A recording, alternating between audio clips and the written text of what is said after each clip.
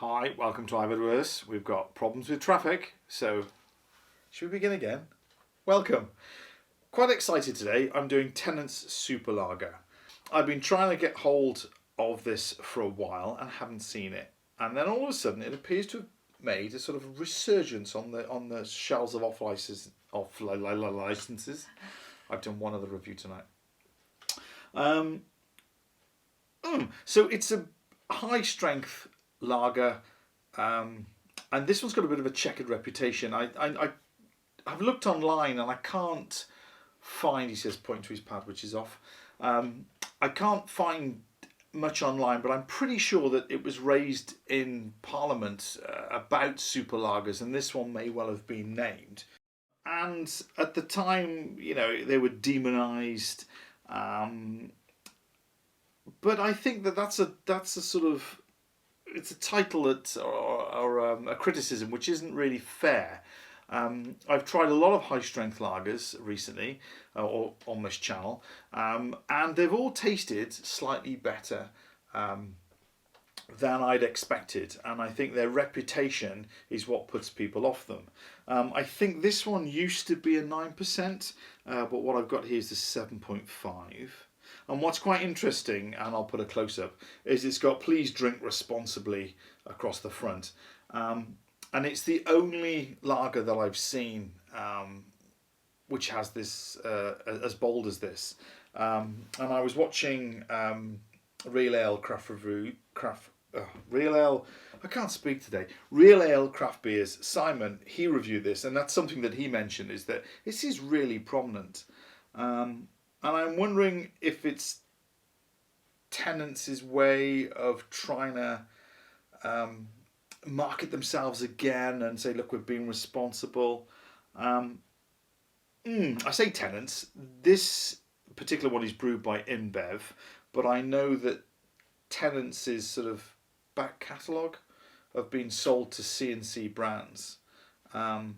But I don't think, according to what I've read online, that they wanted this one because of its bad reputation. So, have InBev kept this one and decided to just punt it out? Is this why we're now seeing it on the shelves?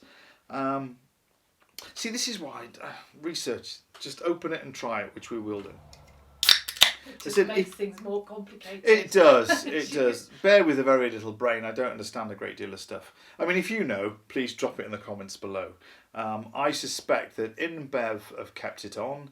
They've dropped the AVB, like they have with a lot of other InBev beverages that I've tried. And, concentration. They've decided to sort of punt it out. But is it better than its reputation deserves?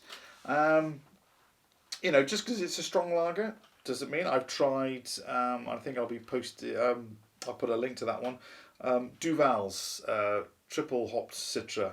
That's a 9.5. I don't see anybody jumping up and down about that. It's not called Trampagne, it's not, now I'm not putting them on a par, but I'm just saying that, strong beers in a fancy foil topped, or if they're from Belgium, they get a good rap, and if they're brewed perhaps in this country, they get a bad rap. Let's see if this one deserves its reputation. Okay, we've got a clear, amber coloured, head isn't sticking around. I think the last 7.5 I tried was Special Brew. Again, that used to be 9, and again, that wasn't bad. They tend to be quite malty, and I quite like that. So let's see what I'm getting here.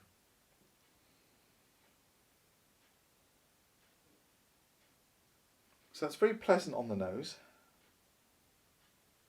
A little bit of sweetness there, but not a great deal else. A little bit of biscuit. Let's dive in.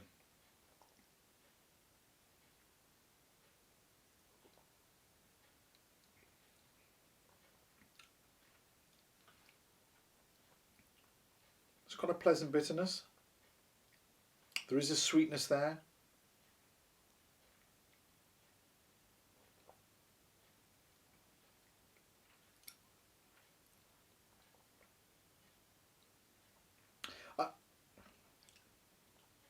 A little bit of biscuit on the back end. I was going to say, I would class this like every other strong lager that I've tried. The maltiness isn't. I said it holds its own against some of the Polish heavy hitters, but the maltiness.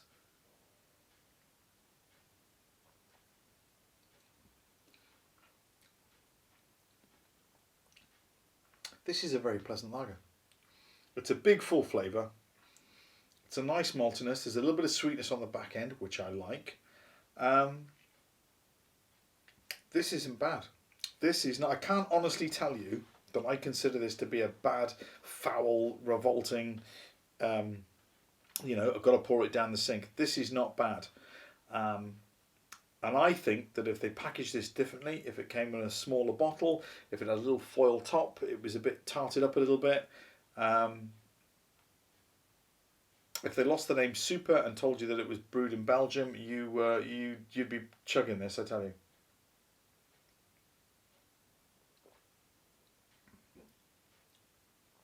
Not bad at all. Yeah, it's nothing like I say. This isn't foul. Again, it's not. It's back in the day strength. It's not that 9%, and I wish I could bring that to you so we could, see what that was like. Yeah. I mean, I reviewed, like I said, the Duvel, and on the back of the bottle, it's please drink responsibly. They don't feel the need to plaster it all over the front, and I think that this is Tennent trying to say, hey, look, we're being responsible. Let me know what you think. Is this glorified champagne? Have you tried it? Do if you haven't tried it, would you be prepared to try it? Are you going to no rubbish? Don't I can't honestly tell you this is a bad beer. Well, that is really a pleasant surprise.